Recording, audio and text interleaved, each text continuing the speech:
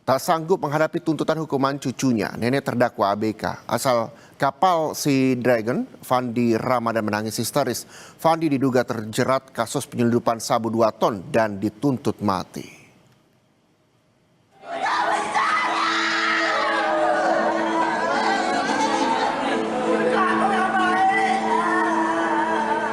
Nenek dari terdakwa kasus 2 ton sabu yang dituntut mati oleh Jaksa Pengadilan Negeri Batam ini menangis histeris. Ia meminta keadilan atas cucunya, Fandi Ramadan.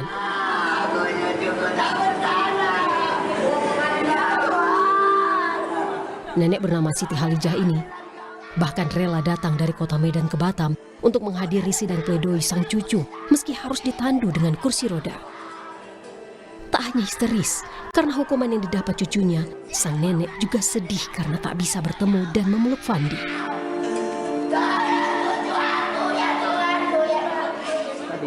Nggak bisa, minta keluar tapi nggak bisa. Sekali aja pun jadi di kelangkingan itunya saya mau minta peluk cucu saya sekali pun jadi. Mana tahu, cucu umur saya tak panjang sampai di sini.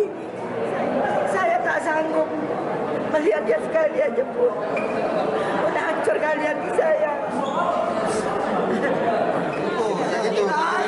Cucuku ya Allah. Terdakwa Fandi Ramadan hanya bisa menatap sedih neneknya. Tak terasa, air matanya pun berlinang. Dia cucu pertama. Dia cucu pertama. Saya yang melihara dia siang malam.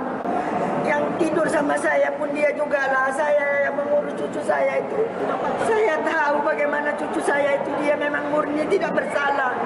Dia hanya dijebak orang itu. Baru 3 hari dia berangkat. Saya bilang juga hati-hati ya nek, ya nek. Doakan aku ya nek, ya nek. Kasus penyelundupan narkotika jenis sabu seberat hampir 2 ton menjerat anak buah kapal Sea Dragon asal Medan, Fandi Ramadan. Dalam persidangan di Pengadilan Negeri Batam, Jaksa Penuntut Umum menuntut Fandi dengan hukuman mati bersama terdakwa lainnya. Keluarga berharap Fandi Ramadan dibebaskan karena yakin ia tak bersalah dan hanya dijebak. Ricky Ramadhani.